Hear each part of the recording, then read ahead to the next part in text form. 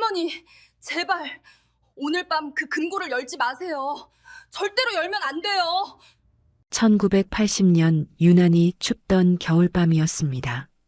명동 사채 시장의 전설, 장 회장의 사무실이었죠. 9살 연희가 할머니의 옷자락을 꽉 붙잡고 있었어요. 손이 하얗게 질리도록 말입니다. 오늘 밤 현금 50억이 들어오는데 금고를 열지 말라니? 장 회장은 그저 코웃음을 쳤습니다. 하지만 아이의 눈빛은 공포에 질려 있지 않겠어요? 도대체 이 아이는 금고 안에서 무엇을 보았을까요? 도박 빚 5천만 원에 팔려온 이 아이의 정체는 무엇일까요? 이야기 시작 전 구독과 좋아요로 온기를 더해주세요. 어디서 듣고 계신지 댓글 남겨주시면 계신 그곳으로 건강과 평안의 기운을 가득 담아 보내드리겠습니다. 1980년 유난히도 춥고 매서운 겨울바람이 불던 날이었습니다. 명동 뒷골목의 허름한 건물 지하, 그곳엔 지독한 담배 연기가 자욱했죠. 바로 사채시장의 전설로 불리는 장 회장의 사무실이었습니다. 곰팡이 냄새와 돈 냄새가 뒤섞인 그곳으로 한 남자가 어린 여자아이의 손을 거칠게 잡아 끌고 들어오는 게 아니겠어요? 아이는 겁에 질려 바들바들 떨고 있었습니다. 고작 9살 연희의 가녀린 손목이 금방이라도 부러질 것만 같았죠. 하지만 남자는 아랑곳하지 않고 아이를 바닥에 내동댕이 쳤습니다. 비정함이 감도는 순간이었어요. 남자는 바로 연희의 아버지였습니다. 도박에 미쳐 눈이 퀭한 그는 장 회장 앞으로 기어가 무릎을 꿇었습니다. 그러고는 다짜고짜 살려달라며 애원하기 시작했죠. 회장님, 제발 한 번만 봐주십시오. 2년이 제 빚 5천만 원 대신입니다. 세상에 어떻게 친아비가 딸을 담보로 잡힐 수 있을까요? 연희는 귀를 의심했습니다. 하지만 아버지는 그저 자기 목숨만 부지하면 그만이라는 듯 비굴하게 웃어 보였죠. 그 모습이 어린 연희의 가슴에 씻을 수 없는 상처를 남기고 말았습니다. 참으로 기가 막힌 노릇이 아닐 수 없었습니다. 장 회장은 곰방대를 탁 하고 털어내며 싸늘한 눈빛을 보냈습니다. 주름진 입가에 비웃음이 번졌죠. 5천만 원? 고작 이 핏덩이 하나로 퉁치겠다는 거냐? 그 서슬퍼런 목소리에 사무실 공기가 얼어붙는 듯 했습니다. 아버지는 당황해서 어쩔 줄을 몰라 하더군요. 그러더니 갑자기 벌떡 일어나 뒤도 돌아보지 않고 도망치는 게 아니겠어요? 연희야, 밥값은 해야 한다. 비명 같은 외침만 남긴 채 아버지는 어둠 속으로 사라졌습니다. 덩그러니 남겨진 연희의 눈에서 닭똥 같은 눈물이 뚝뚝 떨어졌습니다. 홀로 남은 연희에게 검은 그림자가 드리워졌습니다. 장 회장의 조카이자 신복인 최 전무였죠. 그는 껌을 짝짝 씹으며 연희의 턱을 거칠게 낚아챘습니다. 책, 삐쩍 말라서 어디다 쓰겠어? 밥만 축내게 생겼네. 그는 연희를 물건 보듯 훑어보더니 끔찍한 소리를 내뱉는 게 아니겠어요? 야, 얘 그냥 섬에나 팔아넘겨. 뱃값이라도 받아야지. 그 말에 덩치 큰 사내들이 킬킬대며 다가왔습니다. 연희는 숨이 턱 막혀왔죠. 이대로 끌려가면 영영 돌아오지 못할 것만 같았습니다. 절체절명의 위기였어요. 연희는 뒷걸음질 치다 그만 책상에 부딪히고 말았습니다. 그 위에는 빨간 줄이 어지럽게 그어진 장부들이 산더미처럼 쌓여 있었죠. 최 전무가 횡령을 숨기기 위해 조작해둔 가짜 장부들이었습니다. 그런데 연희의 눈에 기이한 것이 보이지 않겠어요? 수많은 숫자들 사이에서 잘못된 흐름이 마치 튀어나온 모처럼 눈에 확 들어온 거였어요. 공포에 질려있던 연희의 눈동자가 순간 차분하게 가라앉았습니다. 본능적으로 숫자를 읽어 내려가기 시작했죠. 그것은 천재만이 가질 수 있는 직감이었어요. 연희는 자기도 모르게 눈을 지그시 감았습니다. 그러고는 허공에다 작은 손가락을 튕기기 시작했어요. 마치 보이지 않는 주판을 놓는 것처럼 말입니다. 탁, 타닥, 탁. 연희의 머릿속에서는 거대한 주판알들이 춤을 추고 있었습니다. 복잡한 셈법이 순식간에 정리되었죠. 덩치들이 연희의 팔을 잡아 끌려는 찰나였어요. 연희가 눈을 번쩍 뜨며 소리쳤습니다. 아저씨, 저 장부 틀렸어요. 그 맑고 또렷한 목소리가 칙칙한 사무실의 정적을 단숨에 갈라놓았습니다. 모두의 시선이 조망만한 아이에게 쏠렸죠. 최 전무가 인상을 찌푸리며 다가왔습니다. 이 쥐방울만한 게 뭐라는 거야? 하지만 연희는 물러서지 않았죠. 고사리 같은 손가락으로 장부의 한 페이지를 정확히 짚어냈어요. 여기 보세요. 1월 15일에 30만 원, 2월 4일에 50만 원이 비어요. 합계가 안 맞다고요. 연희의 입에서 나온 숫자는 너무나 구체적이었습니다. 최 전무의 얼굴이 순식간에 흑빛으로 변해버렸죠.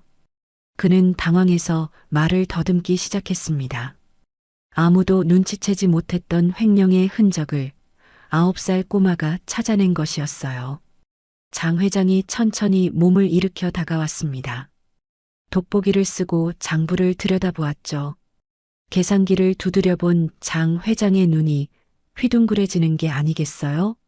단 1원의 오차도 없이 연희의 계산이 정확히 맞아떨어진 거였어요. 요것 봐라. 장 회장이 연희를 보며 기가 막히다는 듯 웃음을 터뜨렸습니다. 최 전무 내 놈보다 이 핏덩이가 낫구나. 물건이네 이거. 장 회장의 그 한마디에 섬으로 팔려갈 뻔했던 연희의 운명이 바뀌고 말았죠. 그것은 전설의 시작이었습니다. 연희는 곰팡이 냄새가 진동하는 지하 쪽방에서 지내게 되었어요. 그곳은 연탄 창고 바로 옆이라 시커먼 먼지가 풀풀 날리는 곳이었죠. 하지만 아이는 불평 한마디 하지 않았습니다. 오히려 제 키보다 높게 쌓인 장부 더미와 씨름하고 있었어요. 고사리 같은 손이 쉴 새 없이 움직이며 페이지를 넘겼죠. 배에서는 천둥 소리가 났지만 찬물 한 사발로 허기를 달랠 뿐이었어요. 그 조망만한 등 뒤로 고단한 삶의 무게가 내려앉아 있었습니다. 참으로 안쓰러운 모습이 아닐 수 없었죠. 창밖에는 추적추적 겨울비가 내리고 있었습니다. 이렇게 궂은 날씨가 되면 장 회장의 무릎은 어김없이 욱신거려 왔죠. 명동 바닥돈을 다 긁어 모았으면 뭐 하겠어요? 그 넓고 으리으리한 집에 다리 한번 주물러 줄 사람이 단 한 명도 없었습니다. 장 회장은 그저 홀로 끙끙 앓으며 시린 무릎만 감싸쥐고 있었어요. 뼈마디를 파고드는 통증보다 가슴을 파고드는 외로움이 더 차갑게 느껴졌습니다. 돈으로는 절대 채울 수 없는 아주 깊은 빈자리였던 거였어요. 그러던 어느 날이었습니다. 장 회장이 연희에게 꼬깃꼬깃한 500원짜리 지폐 한 장을 던져주었어요. 첫 심부름 값이었죠. 가서 크림빵이라도 하나 사 먹고 배 좀 채워라. 하지만 연희는 빵집으로 가지 않았습니다. 다 떨어진 검정 고무신을 질질 끌고 골목 어기 약국으로 달려가는 게 아니겠어요? 아이의 눈빛이 무언가 결심한 듯 반짝였습니다. 고소한 빵 굽는 냄새가 코를 찔렀지만 연희는 꾹 참고 지나쳤어요. 아이에게는 배고픔보다 더 급한 일이 있었던 거였죠. 연희가 헐레벌떡 뛰어와 품 안에서 꺼낸 것은 작고 동그란 양철통이었습니다. 그것은 다름 아닌 호랑이 연고였어요. 약사가 뼈마디 쑤시는 데는 이게 최고라고 했거든요. 코를 찌르는 독한 박하 냄새가 났지만 연희에게는 그 어떤 꽃향기보다 좋게 느껴졌습니다. 굶주린 배를 움켜쥐고 빵 대신 할머니의 약을 선택한 거였어요. 9살 아이가 가질 수 있는 마음의 깊이가 아니었죠. 그것은 피를 나눈 가족보다 더 진한 정성이었던 거였어요. 약국을 나서던 연희의 눈에 골목 구석에서 훌쩍이고 있는 꾀재재한 소년이 들어왔습니다. 바로 구두 닦기 보조 일을 하는 철수였죠. 무릎이 깨져 피가 철철 흐르고 있었어요. 연희는 주저없이 막 산 연고 뚜껑을 열었습니다. 이거 바르면 금방 나아. 울지 마. 자기 코가 석자인데도 귀한 약을 듬뿍 발라주는 그 마음씨가 얼마나 고마웠던지. 철수는 눈물을 닦으며 연희의 얼굴을 가슴 깊이 새겼습니다. 훗날 이 작은 호의가 연희의 목숨을 구하는 든든한 방패가 되어 돌아올 줄은 꿈에도 모른 채 말이죠. 모두가 잠든 깊은 밤이었습니다. 안방에서는 장 회장이 통증 때문에 뒤척이는 소리가 새어나왔죠. 연희는 미닫이 문을 소리 없이 열고 들어갔습니다. 그러고는 할머니의 발치에 조심스레 앉았어요. 연희는 새끼손가락으로 연고를 조금 덜어내었습니다. 퉁퉁 부어오른 장 회장의 무릎에 아주 살살 문지르기 시작했죠. 행여나 잠에서 깰까봐 숨소리조차 죽여가면서 말이에요. 그 손길이 마치 나비 날개처럼 부드러웠습니다. 연희의 눈에 들어온 할머니의 발은 그야말로 상처투성이었어요. 발가락은 제멋대로 휘어져 엉켜 있었고 발바닥은 거북이 등껍질처럼 딱딱하게 굳어 쩍쩍 갈라져 있었죠. 명동 바닥을 억척스럽게 누비며 살아온 모진 세월의 흔적이 고스란히 남아 있었던 거였어요. 그 거친 발을 만지며 연희는 가슴이 찌르르하게 아려왔습니다. 돈이 산더미처럼 많으면 뭐 할까요? 정작 자신을 위해. 따뜻한 털양말 한 켤레 제대로 신지 못한 그 발이 너무나 애처로워 보였거든요. 연희는 콧등이 시큰해져서 고개를 푹 숙인 채 더욱 정성스럽게 약을 발랐습니다. 그 작은 손길에 담긴 위로가 할머니의 고단한 뼈마디 깊숙이 스며들고 있었죠. 장 회장의 시선이 벽에 걸린 낡은 흑백 사진에 머물렀습니다. 그 사진 속에는 댕기 머리를 한 어린 소녀가 해맑게 웃고 있었죠. 바로 수십 년 전 열병으로 먼저 떠나보낸 장 회장의 외동딸이었습니다. 고사리 같은 손으로 제 다리를 주무르는 연희의 모습이 사진 속 딸의 모습과 겹쳐 보이는 게 아니겠어요? 아가, 내가 내 죽은 딸내미랑 어찌 이리도 닮았냐. 장 회장은 차마 입 밖으로 내지 못한 말을 삼키며 가슴을 쳤습니다. 평생 가슴에 묻어두었던 자식 잃은 슬픔이 연희의 온기 덕분에 비로소 위로받고 있었던 거였어요. 고사리 손에서 전해지는 온기가 차가운 무릎으로 서서히 스며들었습니다. 연희는 마치 주문을 외우듯 속삭였어요. 할매, 제발 아프지 마세요. 제가 얼른 커서 빚 다 갚을게요. 아이의 목소리가 물기에 젖어 파르르 떨렸습니다. 그때는 제가 맛있는 소고기도 사드리고 따뜻한 털신도 사드릴게요. 그러니까 제발 그때까지만 참아주세요. 그것은 9살 꼬마가 할 수 있는 세상에서 가장 간절한 기도였던 거였어요. 사실 장 회장은 잠들지 않았습니다. 아이의 속삭임을 토시 하나 놓치지 않고 다 듣고 있었죠. 굳게 감은 눈꼬리를 타고 뜨거운 눈물이 주르륵 흘러내려 베개를 적셨습니다. 평생 돈이 최고인 줄 알고 독하게만 살아온 인생이었어요. 그런데 이 작은 아이의 손길이 꽁꽁 얼어붙었던 심장을 녹이고 있는 게 아니겠어요? 비로소 사람의 온기가 돌기 시작한 거였죠. 하지만 이 따뜻한 평화가 과연 얼마나 갈 수 있을까요? 어둠 속에서 지켜보던 검은 그림자는 대체 누구였을까요? 어둠이 짙게 깔린 사무실, 오직 한 사람만이 잠들지 못하고 있었어요. 바로 최전무였습니다. 그는 핏발선 눈으로 연희의 빈자리를 노려보고 있었죠. 저 쥐새끼 같은 게 이를 가는 소리가 적막한 공기를 갈랐습니다. 명색이 하나뿐인 조카인데 고모님은 자신이 아닌 저 천한 계집애에게만 곁을 내주고 있는 게 아니겠어요? 속에서 천불이 일어 견딜 수가 없었습니다. 마치 제 밥그릇을 뺏긴 똥개 마냥 초조함이 극에 달해 있었던 거였어요. 그는 품 안에서 독한 위스키를 꺼내 벌컥벌컥 들이켰습니다. 사실 최 전무에게는 남모를 비밀이 하나 있었습니다. 도박판에서 날린 돈을 메우려 회사 돈 5억 원에 손을 댄 거였죠. 처음에는 잠깐 빌려 쓰는 셈치고 따면 바로 채워 넣을 요량이었어요. 하지만 도박이란 게 어디 뜻대로 되던가요?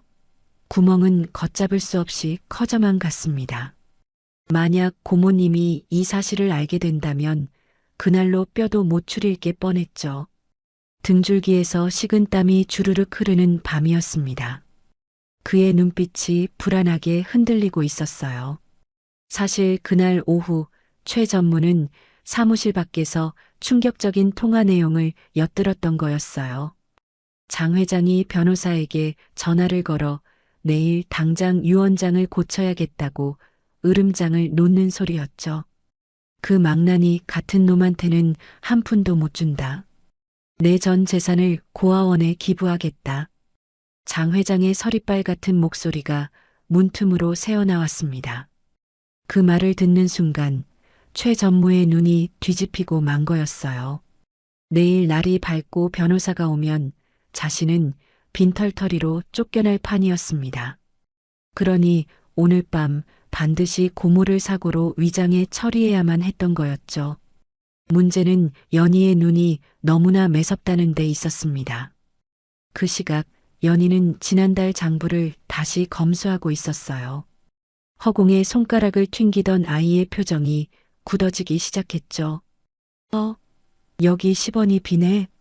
여기도 10원. 교묘하게 끝자리를 잘라내어 챙기는 이른바 10원 떼기 수법이었던 거였어요. 티끌 모아 태산이라더니 그 작은 돈들이 모여 거대한 횡령이 되고 있었던 게 아니겠어요? 연희의 미간이 좁혀졌습니다. 그것은 명백한 범죄의 흔적이었죠. 최 전무는 문틈으로 그 광경을 훔쳐보고 있었습니다. 연희가 특정 페이지에서 손을 멈추는 순간 그의 심장도 덜컥 내려앉았죠. 들켰다. 직감이 머리를 스치고 지나갔어요. 저 영악한 계집애가 고모님께 입을 놀리는 건 시간 문제였습니다. 이대로 가다가는 감옥행은커녕 명동 바닥에서 매장당할 판이었죠. 최 전무의 눈빛이 독사처럼 차갑게 빛났습니다. 이제 선택의 여지가 없었던 거였어요. 그는 떨리는 손으로 주머니 속의 몽키 스패너를 꽉 쥐었습니다. 그는 결국 품속에 숨겨둔 최후의 수단을 꺼내 들기로 결심했습니다.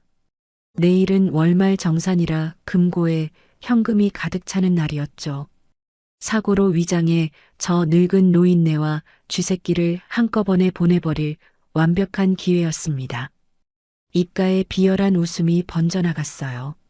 그래, 늙은이는 갈 때가 되었지. 돈은 내가 잘 써줄 테니 걱정 말라고. 악마가 속삭이는 듯한 끔찍한 독백이 어둠 속에 흩어졌습니다. 그는 천천히 아주 은밀하게 금고 쪽으로 발걸음을 옮겼죠. 최 전무는 무거운 금고를 힘겹게 밀어내고 그 뒤편으로 기어 들어갔습니다. 낡은 가스배관이 그곳을 지나고 있었거든요. 그는 떨리는 손으로 배관 이음새를 조금씩 풀어내기 시작했죠. 쉬익 하는 소리와 함께 매캐한 가스 냄새가 새어나오기 시작했습니다. 이제 내일 아침 누군가 금고 다이얼을 돌려 정전기가 튀는 순간 모든 게 잿더미로 변할 거였어요. 과연 이 끔찍한 음모를 아무도 눈치채지 못할까요? 어둠 속에서 쥐새끼 한 마리가 그를 지켜보고 있었는데 말이죠. 최 전무는 이마에 송골송골 맺힌 식은땀을 소매로 쓱 닦아냈습니다. 이제 모든 준비는 끝난 거였죠. 낡은 가스관에서 새어나오는 희미한 소리가 마치 악마의 휘파람 소리처럼 들리지 않겠어요? 그는 비릿한 웃음을 흘리며 금고를 다시 제자리로 밀어 넣었어요. 드르륵 하는 묵직한 소리가 내일 벌어질 참극을 예고하는 장송곡처럼 울려 퍼졌습니다. 이제 날이 밝고 장 회장이 금고 다이얼을 돌리는 순간 펑 하는 소리와 함께 모든 게 끝날 거였어요. 그는 자신의 완벽한 계획에 전율하며 도둑고양이처럼 살금살금 사무실을 빠져나갔죠. 드디어 운명의 날인 월말 정산일이 밝아왔습니다. 사무실 안은 아침부터 현금을 세는 소리로 요란법석이었죠. 돈세는 기계가 쉴 새 없이 돌아가고 직원들은 장부를 맞추느라 정신이 없었습니다.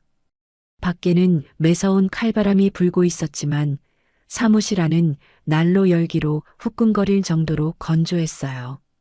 바닥에 물을 뿌리면 금세 말라버릴 만큼 바싹 마른 날씨였던 거였죠. 사람들의 옷깃이 스칠 때마다 따닥거리는 정전기가 일어날 정도였습니다.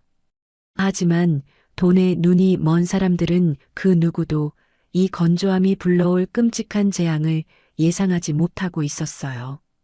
오직 한 사람, 연희만이 이상한 기운을 감지하고 있었는데 말이죠. 장 회장은 그날따라 기분이 무척 좋아 보였습니다. 오늘 들어올 현금이 무려 50억 원이나 되었거든요. 그녀는 지팡이를 짚고 힘겹게 몸을 일으켰습니다. 사무실 가장 안쪽에 있는 육중한 강철 금고를 확인하기 위해서였죠. 그 금고야말로 장 회장이 평생을 바쳐 모은 피와 땀의 결정체 아니겠어요? 그녀는 콧노래까지 흥얼거리며 금고 쪽으로 천천히 걸음을 옮겼습니다. 주름진 얼굴에 탐욕스러운 미소가 번져가고 있었어요. 하지만 그 금고가 돈방석이 아니라 지옥으로 가는 문이라는 사실은 까맣게 모르고 있었던 거였죠. 그때였습니다. 심부름을 다녀오던 연희가 사무실 문을 열고 들어섰어요. 그런데 발을 들이는 순간 연희의 코끝에 무언가 비릿하고 역겨운 냄새가 스치고 지나가는 게 아니겠어요? 그것은 곰팡이 냄새도 돈 냄새도 아니었습니다. 마치 양파가 썩은 듯한 톡 쏘는 매캐한 냄새였죠. 연희는 본능적으로 코를 킁킁거렸습니다. 냄새는 금고 쪽으로 갈수록 점점 더 진해지고 있었어요. 어른들은 담배 냄새와 돈 냄새에 찌들어 아무도 맡지 못했지만 연희의 예민한 후각은 그 위험한 신호를 정확하게 잡아내고 있었던 거였어요. 연희의 머릿속에서 퍼즐 조각이 빠르게 맞춰지기 시작했습니다. 어젯밤 최 전무가 금고 뒤편에서 몽키 스패너를 들고 서성이던 모습이 떠올랐거든요. 그리고 지금 나는 이 썩은 양파 냄새까지 말이죠. 이것은 분명 가스가 새고 있다는 증거였습니다. 가스 그 자체는 냄새가 없지만 누출을 알리기 위해 일부러 역한 냄새를 섞어 놓는다는 것을 연희는 알고 있었죠. 책에서 읽은 지식이 연희의 머리를 강하게 때렸습니다. 누군가 고의로 가스 배관을 풀어놓은 게 분명했어요. 지금 이 사무실은 거대한 가스통이나 다름없는 상태였던 거였죠. 연희의 등줄기에 소름이 쫙 끼쳤습니다. 지금 사무실은 습기가 하나도 없이 바싹 마른 상태였으니까요. 게다가 장 회장은 두툼한 양모 스웨터를 입고 있었습니다. 만약 장 회장의 손이 차가운 금속 다이얼에 닿는다면 어떻게 될까요? 건조한 마찰로 인해 찌릿하고 정전기 불꽃이 튈게 뻔했습니다. 그 작은 불꽃 하나가 공기 중에 가득 찬 가스와 만난다면 그야말로 엄청난 폭발이 일어날 거였어요. 이 건물이 통째로 날아갈 수도 있는 일촉즉발의 상황이었습니다. 시간은 겨우 몇 초밖에 남지 않았던 거였죠. 장 회장은 아무것도 모른 채 금고 앞에 섰습니다. 그리고 떨리는 손을 뻗어 차가운 다이얼을 잡으려 했죠. 연희의 눈에는 그 장면이 마치 슬로우 비디오처럼 느리게 보였습니다. 할머니의 손가락 끝이 금속 손잡이에 닿기 직전이었어요. 공기 중에 미세한 먼지들이 숨을 죽이고 그 순간을 지켜보는 듯 했습니다. 연희는 생각할 겨를도 없이 바닥을 박차고 달렸습니다. 지금 막지 않으면 할머니가 죽는다는 생각뿐이었죠. 작은 몸뚱이가 화살처럼 튀어나갔습니다. 안 돼요. 연희는 비명에 가까운 소리를 지르며 장 회장의 몸을 덮쳤습니다. 쿵 소리와 함께 칠순 노인과 9살 아이가 바닥으로 나뒹굴었죠. 장 회장은 갑작스러운 봉변에 놀라 눈이 휘둥그레졌습니다. 손에 쥐고 있던 지팡이가 저 멀리 날아가고 뼈마디가 쑤셔 비명이 터져 나왔어요. 사무실에 있던 덩치들과 직원들이 기겁을 하며 달려왔습니다. 이게 무슨 짓이야? 최 전무가 길길이 날뛰며 연희의 머리채를 잡으려 했죠. 하지만 연희는 장 회장의 앞을 가로막고 두 팔을 벌렸습니다. 연희의 눈에서는 공포와 결의가 동시에 타오르고 있었습니다. 헝클어진 머리카락 사이로 땀방울이 흘러내렸죠. 숨이 턱끝까지 차올랐지만 연희는 물러서지 않았습니다. 그리고 모두가 들을 수 있도록 또렷하게 외쳤어요. 할머니, 절대 열면 안 돼요. 지금 금고를 열면 우리 다 죽어요. 그 목소리가 어찌나 처절하던지 시끌벅적하던 사무실에 찬물을 끼얹은 듯 정적이 흘렀습니다. 바닥에 주저앉은 장 회장의 눈동자가 심하게 흔들리고 있었죠. 과연 이 아이의 말을 믿어야 할까요? 아니면 미친 소리로 치부해야 할까요? 운명의 주사위는 던져진 거였어요. 최 전무는 그야말로 길길이 날뛰었습니다. 다 된 밥에 재를 뿌려도 유분수지 감히 어디라고 앞을 막아서는 걸까요? 그는 씩씩거리며 연희의 멱살을 잡고 거칠게 흔들어댔어요. 이 미친년이, 너 돌았어? 지금 50억이 코앞인데. 재수없게 무슨 소리야. 그의 고함 소리가 사무실을 쩌렁쩌렁 울렸습니다. 직원들도 웅성거리며 연희를 비난하는 눈초리로 쳐다보고 있었죠. 하지만 연희는 최 전무의 손을 뿌리치며 버텼습니다. 그 작은 몸에서 어디서 그런 힘이 나왔는지 모를 일이었어요. 장 회장은 엉덩방아를 찌운 채 가쁜 숨을 고르고 있었습니다. 뼈마디가 욱신거렸지만 그녀의 눈은 매섭게 연희를 뚫어져라 쳐다보고 있었죠. 보통 아이라면 겁에 질려 울거나 도망쳤을 텐데 연희는 달랐습니다. 그 눈빛이 마치 새끼를 지키려는 어미 짐승처럼 결연하게 타오르고 있는 게 아니겠어요?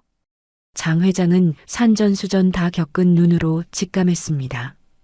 이것은 거짓이나 장난이 아니라는 것을 말이죠. 아이의 진심이 늙은 심장을 두드리고 있었던 거였어요. 최 전무가 씩씩거리며 다시 연희를 끌어내려 했습니다. 비켜. 이 쥐방울만한 게 어디서. 그때였습니다. 장 회장이 손을 들어 조카를 제지했어요. 가만히 있어 봐라. 낮지만 위험 있는 목소리였죠. 장 회장은 헝클어진 옷매무새를 고치지도 않은 채 연희에게 물었습니다. 연희야, 비키라는 말은 안 하마. 대신 이유를 대봐라. 왜 열면 안 된다는 거냐? 그것은 장 회장이 줄 수 있는 마지막 기회이자 믿음의 증거였어요. 연희는 쿵쾅거리는 심장을 부여잡고 입을 열었습니다. 목소리가 파르르 떨리고 있었지만 또렷하게 말을 이었죠. 냄새가 나요, 할머니.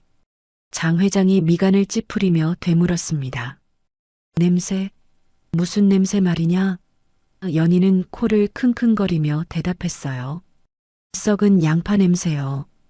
이건 가스가 셀 때 나는 냄새란 말이에요. 직원들이 코를 킁킁거려 보았지만 담배 냄새에 찌든 어른들은 아무것도 맡지 못했습니다. 연희만이 죽음의 냄새를 맡고 있었던 거였어요. 최 전무가 코웃음을 치며 비아냥거렸습니다. 가스는 무슨, 내가 아주 소설을 쓰는구나. 하지만 연희의 다음 말에 최 전무의 얼굴이 사색이 되고 말았습니다. 연희가 떨리는 손가락으로 최 전무를 정면으로 가리키며 소리쳤거든요. 그리고 제가 봤어요. 어젯밤에 전무님이 금고 뒤 배관실에서 나오는 걸 똑똑히 봤단 말이에요. 그 순간 사무실에 찬물을 끼얹은 듯 정적이 흘렀습니다. 그것은 단순한 경고가 아니라 명백한 목격담이었던 거였죠. 최 전무는 순간적으로 이성을 잃고 말았습니다. 자신의 치부가 드러나자 눈이 뒤집히고 만 거였어요. 거짓말쟁이년이. 그는 짐승처럼 포효하며 손을 번쩍 치켜들었습니다. 그 큼지막한 손바닥이 연희의 뺨을 내려치려는 일촉즉발의 순간이었죠. 연희는 질끈 눈을 감고 어깨를 움츠렸습니다. 맞으면 고막이 터질지도 모를 만큼 위협적인 손길이었습니다. 누구도 감히 말리지 못하는 공포스러운 상황이 벌어지고 있었어요. 쾅! 하는 둔탁한 소리가 바닥을 때렸습니다. 최 전무의 손이 허공에서 딱 멈췄죠. 장 회장이 들고 있던 지팡이로 시멘트 바닥을 힘껏 내리친 거였어요. 멈춰! 장 회장의 호통이 천둥 소리처럼 사무실을 뒤흔들었습니다. 그녀는 지팡이를 짚고 천천히, 아주 천천히 몸을 일으켜 세웠습니다. 그 모습에서 서슬 퍼런 명동 사채, 시장 데모의 위압감이 뿜어져 나오고 있었죠. 내 집에서 감히 누구에게 손찌검이냐? 물러서라. 장 회장의 눈에서 파란 불꽃이 튀고 있었습니다. 장 회장의 눈빛이 매섭게 변했습니다. 지팡이를 고쳐쥐고 바들바들 떨고 있는 최 전무를 똑바로 쳐다보았죠. 최 전무, 내 말이 맞다면 이 금고는 아무 문제가 없는 거겠지? 목소리는 낮았지만 그 울림은 천둥 소리보다 더 무겁게 사무실을 짓눌렀습니다. 자, 그럼 내가 직접 열어보거라. 그것은 단순한 명령이 아니었어요. 내 결백을 내 목숨으로 증명하라는 서슬 퍼런 사형 선고나 다름없었거든요.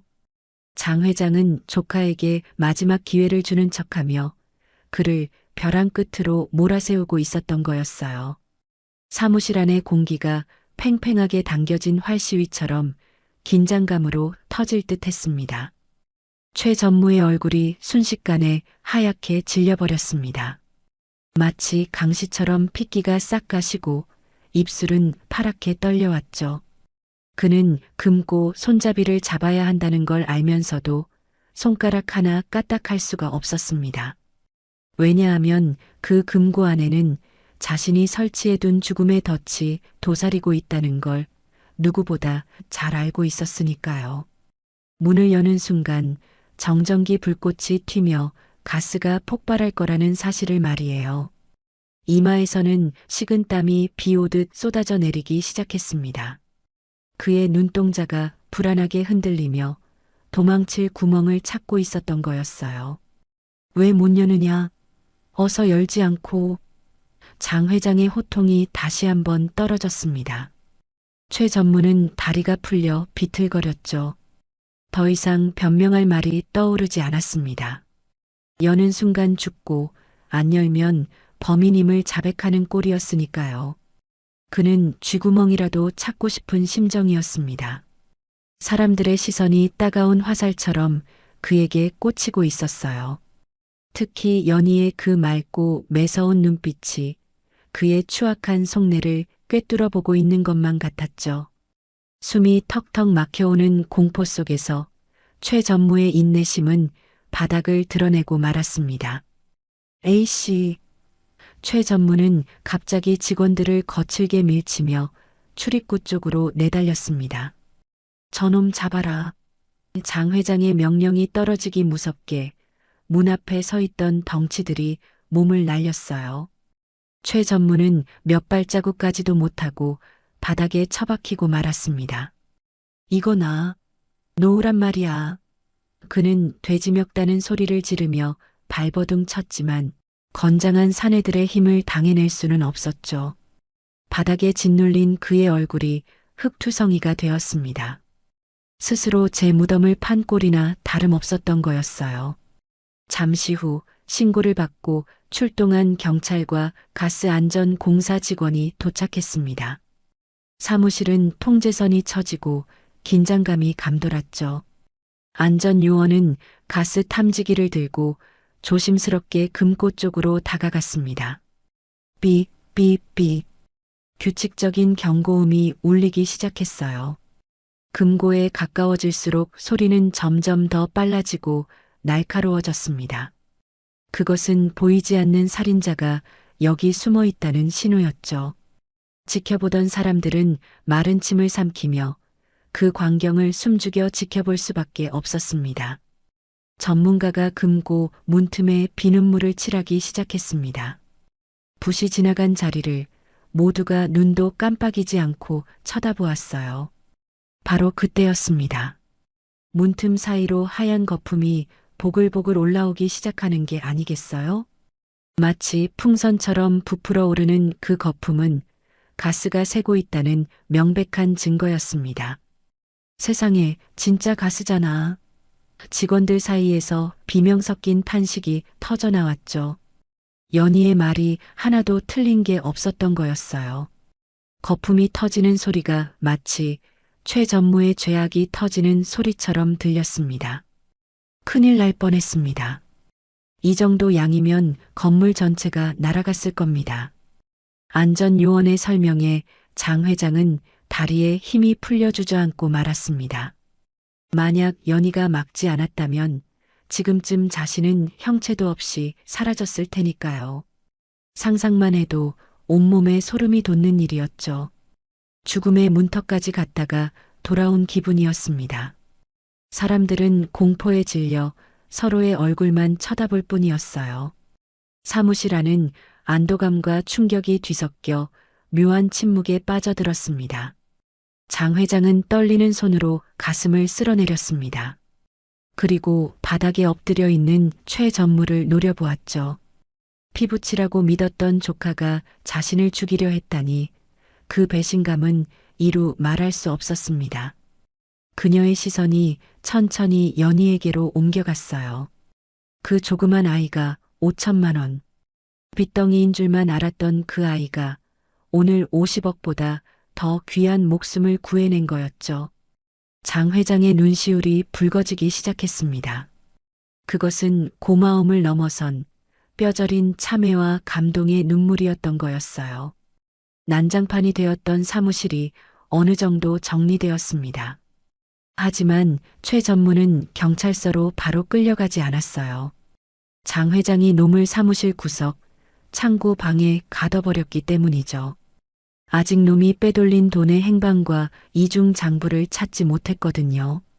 확실한 증거 없이 경찰에 넘겼다간 오히려 미꾸라지처럼 빠져나갈 게 뻔했습니다.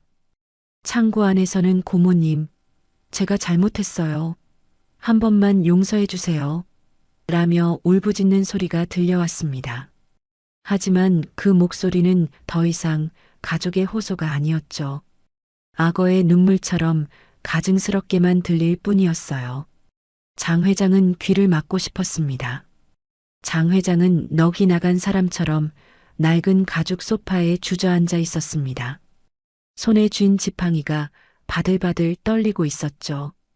그녀의 시선은 허공을 맴돌고 있었는데 그 눈빛이 너무나 공허해 보였어요. 믿었던 도끼에 발등을 찍힌다는 게 바로 이런 기분일까요? 평생을 독하게 살며 돈을 모았지만 결국 남은 건 배신뿐이라는 사실이 뼈에 사무치도록 아팠습니다. 차가운 겨울바람보다 더 시린 배신감이 가슴을 후벼 파고 있었던 거였어요. 내가 널 어떻게 키웠는데? 장 회장의 입에서 탄식 같은 독백이 흘러나왔습니다. 부모 잃은 조카를 거두어 친자식보다 더 귀하게 먹이고 입혔었죠. 남들이 손가락질하는 사채업을 하면서도 조카만큼은 번듯하게 키우고 싶었습니다.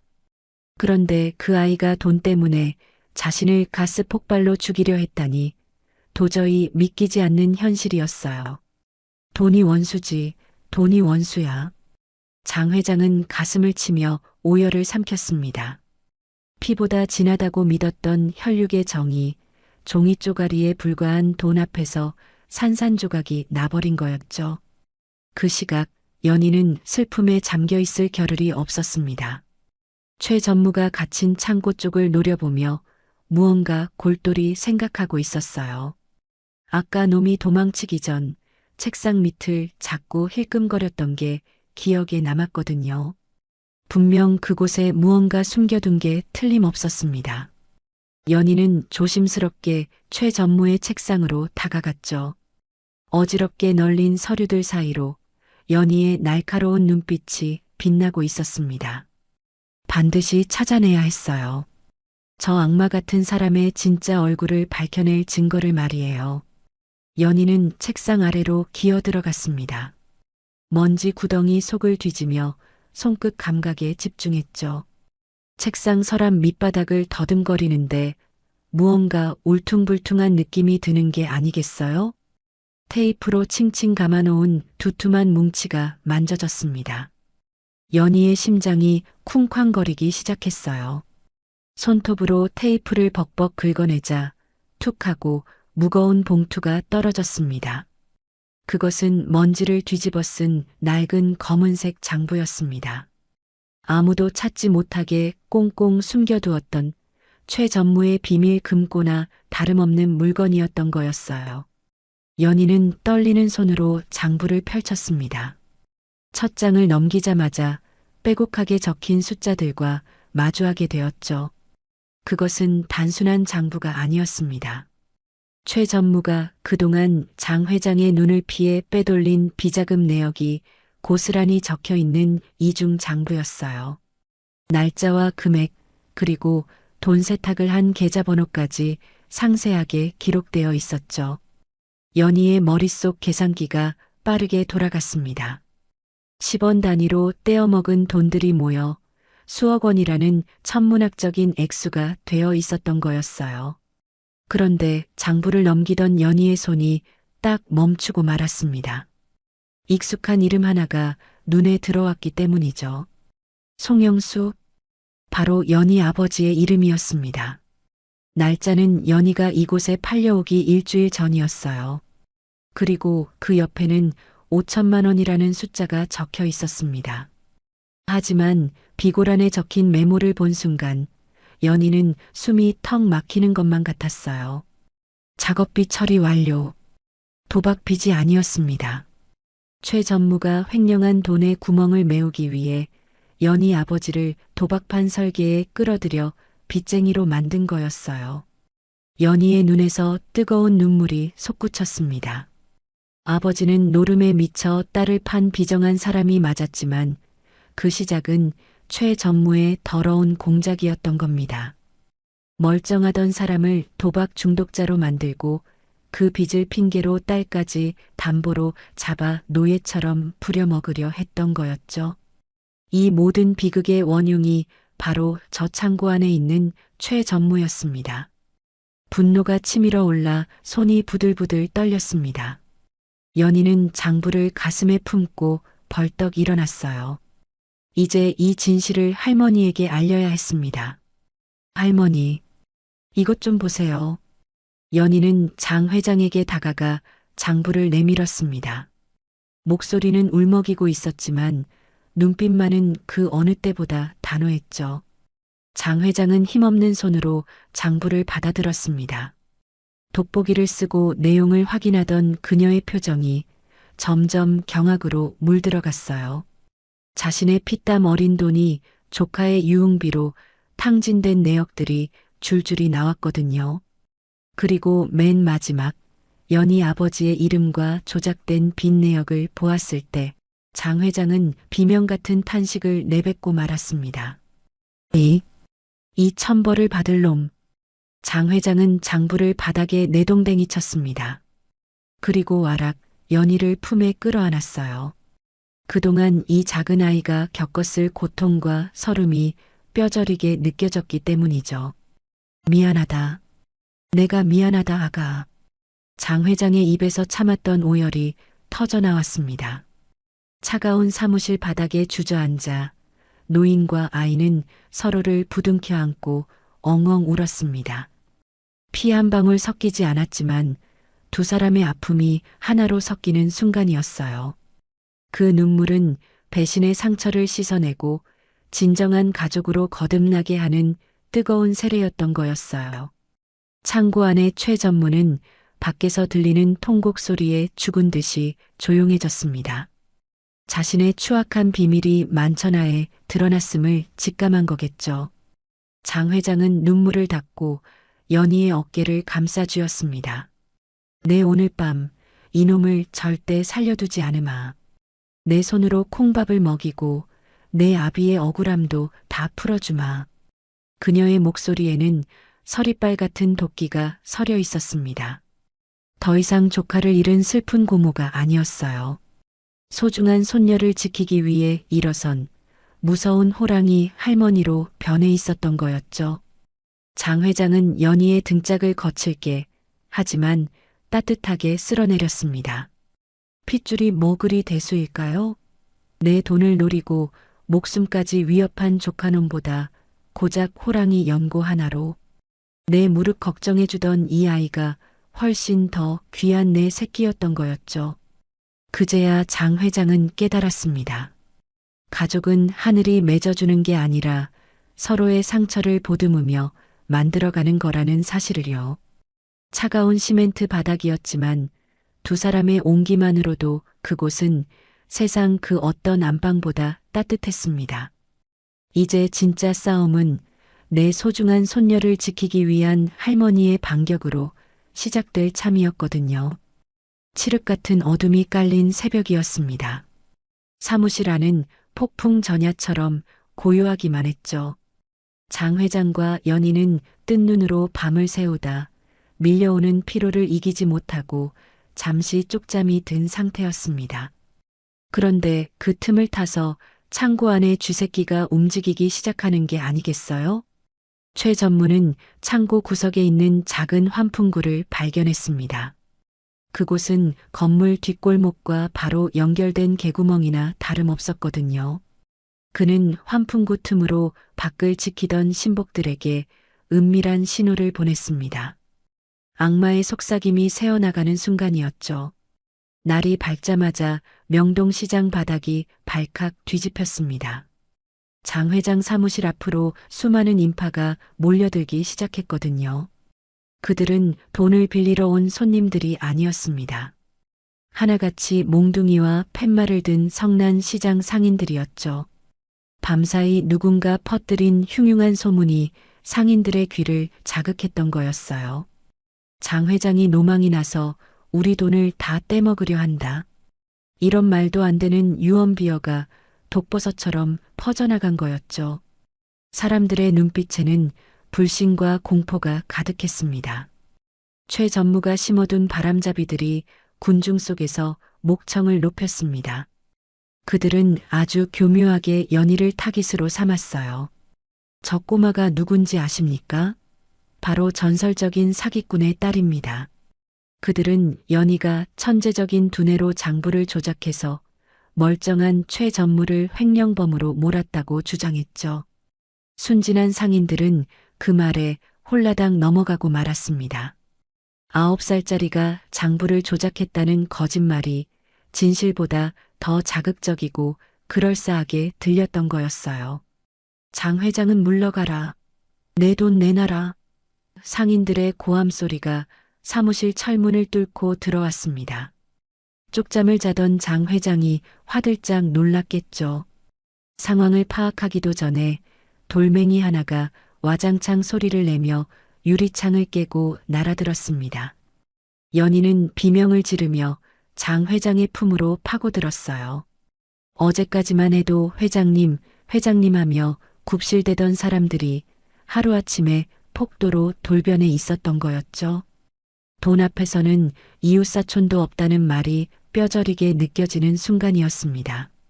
창고 안에 갇혀있던 최 전무는 회심의 미소를 지었습니다. 밖에서 들려오는 아우성이 그에게는 천군만마와도 같았으니까요. 그는 일부러 목이 터져라 비명을 지르기 시작했습니다. 사람 살려. 고모님이 미쳤어요. 저를 죽이려고 해요. 그 처절한 연기는 밖에서 듣는 사람들의 분노에 기름을 부었죠. 상인들은 문을 부술 기세로 달려들었습니다. 굳게 닫힌 철문이 쿵쿵거릴 때마다 연희의 가슴도 콩닥콩닥 뛰었어요. 마치 세상 전체가 그들을 향해 이빨을 드러낸 것만 같았거든요. 장 회장은 더 이상 참을 수가 없었습니다. 지팡이를 짚고 비틀거리는 몸을 일으켜 세웠죠. 이놈들이 배가 불렀구나. 내가 누군 줄 알고. 그녀는 굳게 닫힌 철문을 벌컥 열어젖혔습니다. 그러고는 성난 군중 앞을 가로막고 섰어요. 하지만 이미 이성을 잃은 사람들의 눈에는 그녀가 명동의 대모가 아니라 욕심쟁이 노인네로 보일 뿐이었습니다. 누군가 던진 날달걀이 장 회장의 이마에 퍽 하고 터지고 말았죠. 노란 노른자가 주름진 얼굴을 타고 흘러내렸습니다. 연희는 그 장면을 보고 숨이 멎는 것만 같았습니다. 자신을 지켜주던 든든한 산이 모욕을 당하고 무너져 내리는 걸 본 거였어요. 할머니는 아무 잘못도 없는데 왜 저런 수모를 당해야 할까요? 두려움에 떨던 연희의 눈동자가 순식간에 차갑게 식어버렸습니다. 그리고 그 자리에 뜨거운 분노가 차오르기 시작했죠. 아버지를 도박꾼으로 만들고 이제는 할머니까지 매장하려는 최전무를 도저히 용서할 수가 없었습니다. 연희는 주먹을 꽉 쥐었습니다. 손톱이 살을 파고들 정도로 말이에요. 연희는 눈물을 쓱 닦아냈습니다. 이제 피하거나 숨을 곳은 어디에도 없었죠. 저들이 거짓을 믿는다면 그 거짓을 깨부술 수 있는 건 오직 명백한 진실뿐이었습니다. 연희는 창고 쪽을 노려보며 다짐했어요. 당신이 만든 그 거짓말, 내가 다 뒤집어 주겠어. 천재 소녀의 머릿속에서 복수를 위한 계산기가 빠르게 돌아가기 시작했습니다. 지금 당장 저 성난 군중을 잠재우고 최전무의 가면을 벗겨낼 방법은 딱 하나밖에 없었던 거였어요. 그것은 바로 모두가 보는 앞에서의 정면 승부였습니다. 자, 다들 조용히 하고 내 말 좀 들어보세요. 장 회장이 깨진 계란을 닦아내지도 않은 채 사자후를 토해냈습니다. 성난 군중의 아우성이 일순간 잦아들었죠. 내 손녀가 장부를 조작했다고? 그럼 여기서 당장 확인해 보면 될 일 아닙니까? 장 회장의 제안은 그야말로 파격적이었습니다. 명동 한복판에 좌판을 깔고 누구나 볼 수 있게 공개 검증을 하자는 거였어요. 상인들은 웅성거리기 시작했습니다. 설마 9살짜리 꼬마가 어른들을 상대로 사기를 쳤겠냐는 의구심이 들기 시작했던 거죠. 분위기가 묘하게 흘러가고 있었습니다. 최 전무 측에서도 질 수 없다는 듯 회계사를 내세웠습니다. 그는 명문대 출신의 뿔테 안경을 쓴 깐깐한 인상의 사내였죠. 손에는 최신형 전자 계산기를 들고 거만하게 연희를 내려다보는 게 아니겠어요? 허참, 내가 살다 코올리게랑 시합을 다 해봅니다. 그의 비웃음에 구경꾼들도 킬킬대며 웃음을 터뜨렸습니다. 반면 연희는 계산기도 주판도 없이 빈손으로 서 있었어요. 그 조망만한 손에는 오직 굳은 살과 펜 자국만이 선명하게 남아 있었죠. 다윗과 골리앗의 싸움이 시작된 거였어요. 검증 방식은 간단했습니다. 상인 중 한 명이 가져온 10년치 거래 장부를 놓고 누가 더 빨리, 더 정확하게 이자를 계산하느냐는 것이었죠. 생선 가게 김씨 아저씨가 누렇게 바랜 장부 뭉치를 던져주었습니다. 자, 여기. 내가 10년 동안 갚은 이자가 얼만지, 원금은 얼만지 딱 맞춰봐. 시작 신호가 떨어지자마자 회계사의 손놀림이 바빠졌습니다. 다다다닥. 계산기 두드리는 소리가 요란하게 울려 퍼졌어요. 그는 식은땀을 흘리며 복잡한 숫자를 입력하느라 정신이 없었습니다. 반면 연희는 가만히 눈을 감고 서 있을 뿐이었습니다. 사람들은 아이가 겁을 먹고 포기한 줄로만 알았죠. 저것 봐, 역시 애는 애라니까. 여기저기서 혀를 차는 소리가 들려왔습니다. 하지만 그건 착각이었어요. 연희의 머릿속에서는 이미 거대한 숫자의 폭풍이 휘몰아치고 있었거든요. 연희는 천천히 양손을 허공으로 들어 올렸습니다. 그리고 보이지 않는 주파나를 튕기기 시작했죠. 탁, 타닥, 탁. 연희의 손가락이 허공에서 춤을 추듯 움직였습니다. 숨죽여 지켜보던 사람들의 눈이 휘둥그레졌습니다. 연희의 손가락 끝에서 딱, 딱 하는 환청이 들리는 것만 같았거든요. 그 모습은 마치 신들린 무당이 작두를 타는 것처럼 기이하고도 신비로웠습니다. 회계사가 이제 겨우 3년치 이자를 계산하고 있을 때였죠. 연희의 입술이 달싹거리기 시작했습니다. 원금 3,562만 원, 이자 1,284만 5,321원. 맑고 또렷한 목소리가 명동거리에 울려 퍼졌습니다.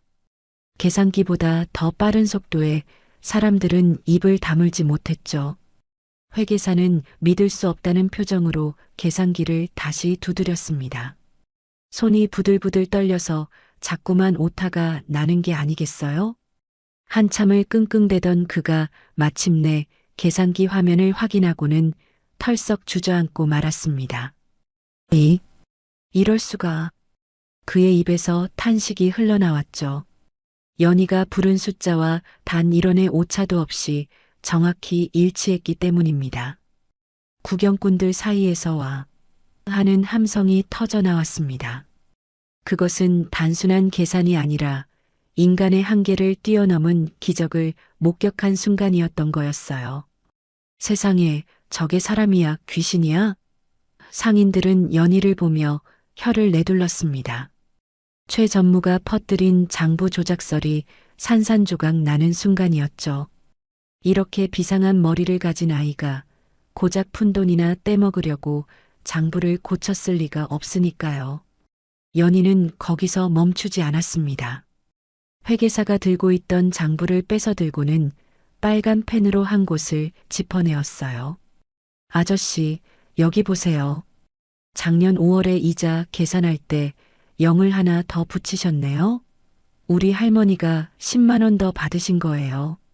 연희의 지적에 회계사는 얼굴이 홍당무가 되어 고개를 들지 못했습니다. 명문대 출신 전문가가 9살 꼬마에게 완벽하게 패배한 거였죠. 게다가 장 회장에게 유리한 실수까지 잡아내다니 이건 조작이 아니라 정직 그 자체였습니다. 아이고, 우리가 미친놈 말만 믿고 생사람을 잡을 뻔했네. 상인들은 그제야 자신들이 최 전무에게 속았다는 걸 깨달았습니다. 분위기는 순식간에 반전되었죠. 존경과 미안함이 담긴 눈빛들이 연희와 장 회장에게 쏟아지고 있었습니다. 이제 화살은 거짓말쟁이 최 전무를 향해 날아갈 준비를 마친 거였어요. 계산 대결에서 처참하게 패배한 최 전무의 얼굴이 불그락푸르락해졌습니다. 더 이상 논리로는 이길 수 없다는 걸 깨달은 거였죠. 그는 군중 속에 숨어있던 덩치들에게 은밀한 눈짓을 보냈습니다. 저 쥐새끼 당장 잡아. 입을 막아버려. 최 전무의 고함이 떨어지자마자 검은 양복을 입은 사내들이 사람들을 거칠게 밀치며 튀어나왔어요. 순식간에 명동거리는 아수라장이 되고 말았습니다. 상인들이 비명을 지르며 흩어졌고 그 틈을 타 덩치들이 연희를 향해 곰처럼 달려들었죠. 마치 굶주린 늑대떼가 토끼 한 마리를 사냥하듯 살기가 등등한 순간이었어요. 연희는 본능적으로 몸을 돌려달리기 시작했습니다. 하지만 연희는 뻥 뚫린 대로로 도망치지 않았습니다. 오히려 복잡하고 좁은 시장 골목 안으로 쏙 들어가 버렸죠. 명동 바닥에서 잔뼈가 굵은 연희에게 이 미로 같은 골목은 제 집 안방이나 다름없었거든요. 저쪽이다. 잡아. 덩치들이 씩씩거리며 쫓아왔지만 좌판과 리어카가 뒤엉킨 좁은 길에서 덩치 큰 그들은 속도를 낼 수가 없었습니다. 반면 연희는 다람쥐처럼 날쌘 몸놀림으로 요리조리 장애물을 피해 나갔어요. 쫓고 쫓기는 숨막히는 추격전이 벌어졌습니다. 연희의 심장이 터질 듯 쿵쾅거렸지만 절대 멈출 수는 없는 노릇이었죠. 그때였습니다. 덩치 하나가 손을 뻗어 연희의 후드티를 낚아채려는 절체절명의 순간이었어요. 어디선가 구정물 한 바가지가 차악하고 날아와 덩치의 얼굴을 강타하는 게 아니겠어요? 으악, 이게 뭐야? 덩치가 미끄러져 엉당방아를 찧었습니다. 골목 구석에서 구두를 닦던 철수와 껌을 팔던 영희가 나타난 거였죠. 연희야, 빨리 뛰어. 평소 연희가 호랑이 연고를 나눠주며 챙겼던 거리의 친구들이 은혜를 갚기 위해 카르마 군대가 되어 나타난 거였어요. 아이들은 깡통을 굴리고 다리를 걸며 덩치들의 길을 필사적으로 막아섰습니다. 친구들의 도움으로 간신히 위기를 모면한 연희는 숨이 턱 끝까지 차올랐습니다. 그런데 연희가 향한 곳은 파출소가 아니었어요. 경찰은 너무 멀기도 했고 지금 당장 이 사태를 해결하기엔 역부족이라고 판단했기 때문이죠.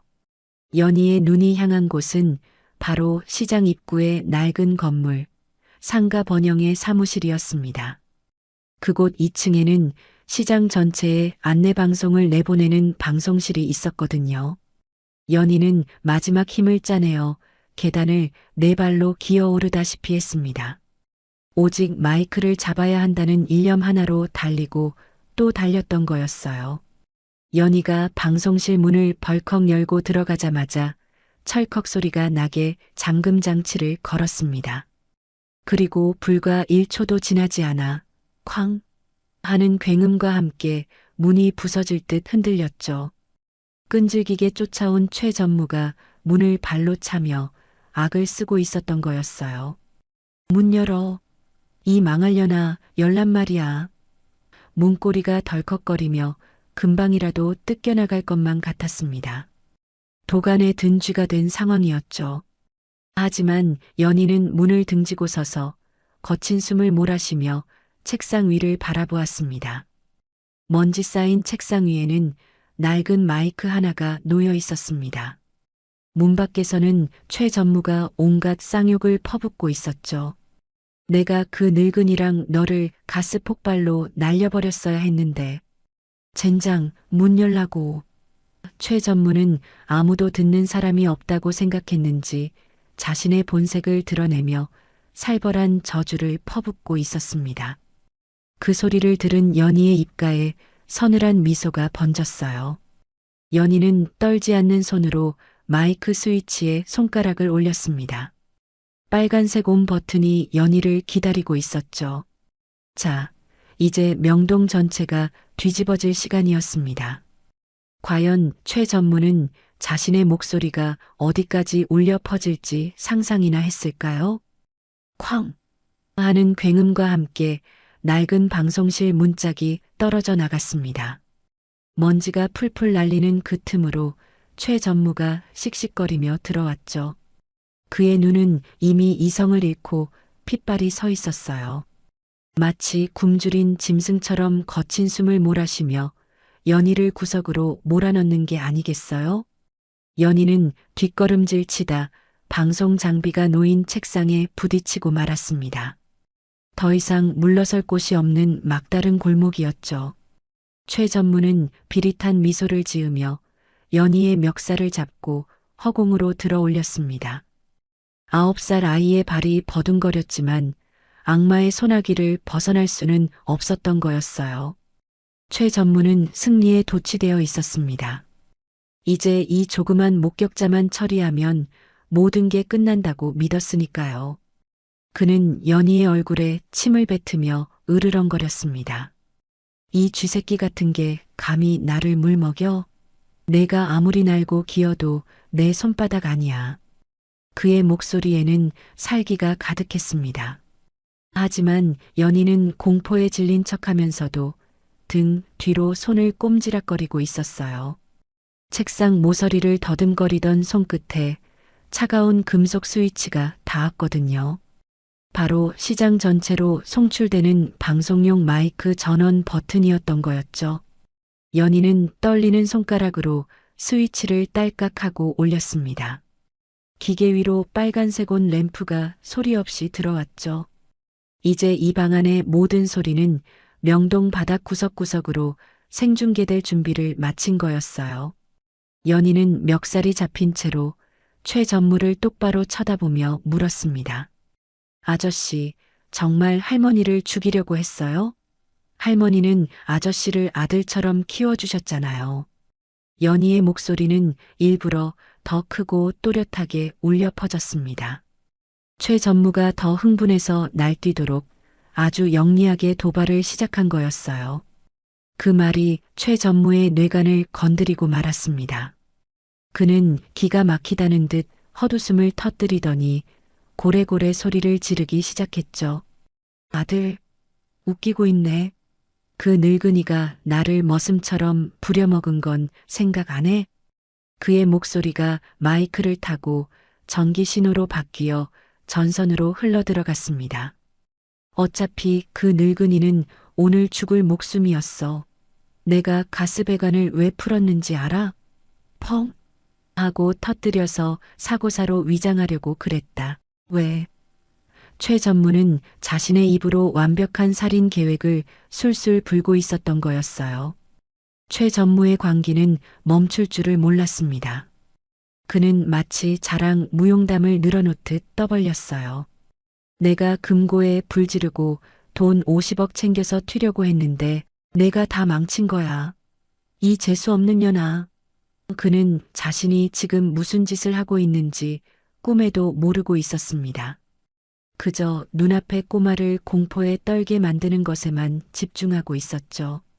그 순간 명동시장 곳곳에 설치된 100여 개의 스피커에서 최 전무의 패륜적인 목소리가 쩌렁쩌렁하게 울려 퍼지기 시작했습니다. 지지직거리던 잡음이 사라지고 악마의 자백이 선명하게 들려오기 시작한 거였어요. 시장은 순식간에 찬물을 끼얹은 듯 조용해졌습니다. 생선을 다듬던 칼질 소리도 흥정하던 고함 소리도 뚝 끊겼죠. 모든 상인이 하던 일을 멈추고 전봇대에 달린 스피커를 쳐다보는 게 아니겠어요? 들었어? 지금 저거 최 전무 목소리 아니야? 웅성거림은 곧 경악으로 바뀌었습니다. 장 회장을 욕하고 쫓아내려 했던 상인들의 얼굴이 새하얗게 질려버렸죠. 자신들이 믿었던 피해자가 사실은 천하의 페류나였다는 사실이 믿기지 않을 만큼 충격적이었던 거였어요. 경악은 곧 걷잡을 수 없는 분노로 폭발했습니다. 저놈이 우리를 속였어. 장 회장님을 죽이려고 했다고? 떡집. 김씨 아저씨가 들고 있던 떡판을 집어 던지며 소리쳤습니다. 사람이 할 짓이 따로 있지. 어떻게 키워준 고모한테. 상인들은 속았다는 배신감에 치를 떨었습니다. 누군가 먼저 방송실로 가자. 저놈 잡아. 하고 외치자 수백 명의 상인이 일제히 상가 번영의 건물로 달리기 시작했죠. 그 발소리가 마치 지진이 난 것처럼 명동 바닥을 뒤흔들었습니다. 성난 군중의 물결이 방송실로 향하는 좁은 계단을 가득 메웠습니다. 최 전무 나와. 이 살인마 새끼. 욕설과 고함이 건물을 뚫을 기세였죠. 방송실 문 밖까지 사람들이 몰려와 쿵쿵거리며 문을 두드렸습니다. 하지만 방 안에 있는 최 전무는 아직도 상황 파악이 안 된 상태였어요. 그저 밖이 시끄러운 줄로만 알고 인상을 찌푸릴 뿐이었죠. 연희는 그제야 멱살 잡힌 손을 풀고 바닥으로 착지했습니다. 그리고 빙그레 웃으며 말했죠. 아저씨, 밖이 좀 시끄럽죠? 인기가 아주 많아지셨네요. 최 전무는 연희의 미소에 뭔가 등골이 서늘해짐을 느꼈습니다. 그제야 뒤늦게 책상 위를 돌아보았죠. 빨간 불이 들어온 마이크와 온 스위치가 그의 눈동자에 박혔습니다. 순간 그의 얼굴에서 핏기가 싹 빠져나가며 사색이 되고 말았어요. 밖에서는 문이 부서져라 두드리는 소리와 함께 문 부서 들어가서 끌어내 하는 성난 목소리들이 들려왔습니다. 자신이 뱉은 말이 족쇄가 되어 목을 조여오고 있었던 거였죠. 연희는 옷매무새를 다듬으며 최 전무에게 마지막 인사를 건넸습니다. 아저씨, 이제 진짜 계산을 치를 시간이에요. 준비되셨나요? 와장창 하는 소리와 함께 방송실의 낡은 문짝이 완전히 박살이 나고 말았습니다. 분노한 상인들이 복물 터지듯 밀려 들어왔죠. 그들의 손에는 빗자루와 몽둥이 그리고 먹다 남은 배추김치가 들려 있었어요. 최 전무는 구석에 몰려 사시나무 떨듯 떨고 있었습니다. 천하를 호령할 것 같던 위세는 온데간데 없고 그저 겁에 질린 똥강아지 꼴이었죠. 이 천하의 패륜한 놈, 내가 사람 새끼냐? 생선가게 아주머니가 제일 먼저 달려들었습니다. 그녀의 손에 들려있던 소금 바구니가 허공을 갈랐죠. 하얀 소금이 최 전무의 얼굴에 우박처럼 쏟아져 내렸던 거였어요. 최 전무가 악 하고 비명을 지르며 눈을 감았습니다. 하지만 그게 끝이 아니었습니다. 뒤따라 들어온 국밥집 할머니가 빨갛게 양념이 밴 김치 포기를 냅다 휘둘렀거든요. 철썩 하는 찰진 소리가 방송실 안에 울려 퍼졌습니다. 최 전무의 뺨따기가 김치 국물로 범벅이 되고 말았죠. 아이고, 내 옷. 이거 비싼 건데. 그는 상황 파악도 못하고 옷 타령을 하고 있었습니다. 그 모습에 상인들은 더 열이 받아 몽둥이 찜질을 시작하는 게 아니겠어요? 명동 바닥에서 잔뼈가 굵은 상인들의 매운맛을 제대로 보여주는 순간이었던 거였어요. 곧이어 요란한 사이렌 소리와 함께 경찰들이 들이닥쳤습니다. 최 전무는 상인들에게 문매를 맞고 퉁퉁 부은 얼굴로 끌려나갔죠. 손목에는 차가운 은팔찌가 채워져 있었습니다. 그는 경찰차에 타면서도 억울하다며 고래고래 소리를 질러댔어요. 이건 모함이야. 저 꼬마년이 꾸민 짓이라고. 하지만 아무도 그의 말에 귀 기울이지 않았습니다. 오히려 구경하던 시민들이 끌려가는 그에게 침을 뱉고 욕을 퍼부었죠. 평생 남의 눈에 피눈물을 내게 하더니 결국 자신의 눈에서 피눈물을 쏟으며 파멸을 맞이한 거였어요. 소란이 멈추고 다시 평화가 찾아왔습니다. 장 회장은 엉망이 된 사무실 한가운데 앉아 떨리는 손으로 장부를 넘기고 있었죠. 그리고 연희의 아버지 이름이 적힌 페이지를 찾아냈습니다. 그녀는 주저없이 그 페이지를 북북 찢어버리는 게 아니겠어요? 이 빚은 처음부터 없던 거다. 최 전무놈이 장난질 친 가짜니까. 종이 조각이 눈송이처럼 바닥으로 흩날렸습니다. 연희는 그 모습을 보며 가슴 한구석이 뻥 뚫리는 것만 같았어요. 자신을 옥죄던 5천만 원이라는 족쇄가 영원히 사라지는 순간이었던 거였죠. 며칠 뒤 소식을 들은 연희의 아버지가 사무실로 찾아왔습니다. 빚이 없어졌다는 소문에 염치도 없이 딸을 데리러 온 거였죠. 그는 쭈뼛거리며 장 회장 눈치를 살피더니 연희에게 손을 내밀었습니다. 연희야, 집에 가자. 아빠가 이제 잘해줄게. 하지만 그 손은 도박판에서 화투장을 만지던 그 거친 손이었습니다. 연희를 5천만 원에 팔아넘기고 뒤도 안 돌아보고 도망쳤던 바로 그 비정한 손이었죠. 연희는 아버지의 손을 물끄러미 바라보았습니다. 아무런 감정도 느껴지지 않는 차가운 남의 손처럼 보였던 거였어요. 연희는 아버지의 손을 잡는 대신 뒷걸음질쳐 장 회장의 등 뒤로 숨었습니다. 그리고 아주 작지만 단호한 목소리로 말했죠. 싫어요. 안 갈래요. 아버지는 당황해서 얼굴을 붉혔습니다. 아니, 천륜을 끊겠다는 거냐? 내가 내 애비다. 그가 억지로 연희의 팔을 잡아 끌려 했죠. 그때였습니다.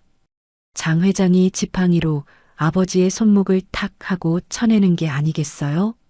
이 손 놓지 못해? 한 번만. 더 내 손녀한테 손 떼면 그땐 국물도 없을 줄 알아라. 장 회장의 서슬퍼런 호통에 아버지는 꼬리를 내릴 수밖에 없었습니다. 제 가족은 할머니예요. 연희가 장 회장의 허리춤을 꽉 껴안으며 말했습니다. 피 한 방울 섞이지 않았지만 가장 춥고 배고플 때 곁을 지켜준 사람은 아버지가 아니라 장 회장이었으니까요. 그래, 이제부터 내 집은 여기다. 누가 뭐래도 넌 내 손녀야. 장 회장은 연희의 머리를 쓰다듬으며 눈시울을 붉혔습니다. 아버지는 두 사람의 끈끈한 모습을 보고는 씁쓸한 표정으로 발길을 돌려야 했죠. 그렇게 연희는 지옥 같은 과거와 작별하고 진짜 가족의 품에 안기게 된 거였어요. 세월은 유수와 같이 흘러 어느덧 20년이라는 시간이 지났습니다. 명동 거리의 풍경도 몰라보게 변했죠. 낡은 건물들은 사라지고 번쩍거리는 고층 빌딩들이 숲을 이루고 있었습니다. 하지만 그 변화 속에서도 변하지 않는 것이 딱 하나 있었어요. 바로 장앤송 투자금융이라는 간판을 단 옛 장 회장의 사무실이었죠. 이제 그곳의 주인은 더 이상 장 회장이 아니었습니다. 명문대를 수석으로 졸업하고 명동의 새로운 큰손으로 떠오른 30살의 송현희 대표가 그 자리를 지키고 있었던 거였어요. 연희는 날카로운 눈빛으로 서류를 검토하고 있었습니다. 김 과장, 여기 이자율 계산이 틀렸잖아. 다시 해와. 직원들은 그녀를 컴퓨터 여사라고 부르며 벌벌 떨었죠. 어릴 적 허공 주판 실력은 이제 전설이 되어 수백억 원의 자금을 움직이는 무기가 되어 있었습니다. 하지만 차가운 카리스마를 뽐내던 그녀도 퇴근 시간이 되면 완전히 다른 사람이 되곤 했어요. 연희는 서둘러 가방을 챙겨 들고 사무실 안쪽의 비밀 공간으로 향했습니다. 그곳엔 아주 특별한 사람이 그녀를 기다리고 있었거든요. 안방 문을 열자 백발이 성성한 할머니가 침대에 누워 반갑게 손을 흔들었습니다. 이제는 거동조차 불편해진 90살의 장 회장이었죠. 연희는 비싼 정장 바지를 입은 채로 바닥에 무릎을 꿇고 앉았습니다. 그리고 익숙한 솜씨로 서랍에서 낡은 양철통을 꺼내는 게 아니겠어요? 바로 그 옛날 500원을 주고 샀던 호랑이 연고였습니다. 할머니, 오늘도 무릎 많이 아프셨죠? 제가 시원하게 해드릴게요. 연희는 연고를 손가락에 묻혀 할머니의 주름진 무릎에 정성스레 바르기 시작했습니다. 방 안가득 알싸한 박하 향기가 퍼져나갔습니다. 그 냄새는 20년 전 지하실 쪽방에서 맡았던 그 냄새와 똑같았죠. 장 회장은 흐릿한 눈으로 손녀를 바라보며 미소 지었습니다. 우리 연희 손이 약손이지. 이 할미는 내 덕분에 산다. 그녀의 거친 손이 연희의 머릿결을 부드럽게 쓸어내렸습니다. 돈이 전부인 줄 알았던 구두쇠 노인과 빚덩이에 팔려온 천재 소녀가 만들어낸 기적 같은 풍경이었죠. 피보다 더 진한 사랑이 박하 향기처럼 두 사람을 감싸고 있었던 거였어요. 자, 여러분. 오늘 송현희와 장 회장의 이야기 어떻게 들으셨나요? 피 한 방울 섞이지 않았어도 서로의 아픈 상처를 보듬어주고 지켜주는 것이야말로 진짜 가족이 아닐까요? 지금 여러분 곁에도 놓치지 말아야 할 소중한 인연이 있을지 모릅니다. 오늘 밤엔 사랑하는 사람의 무릎을 한번 어루만져 주시는 건 어떨까요? 저는 가슴 따뜻한 이야기로 다시 찾아오겠습니다. 지금까지 달봄 사연이었습니다.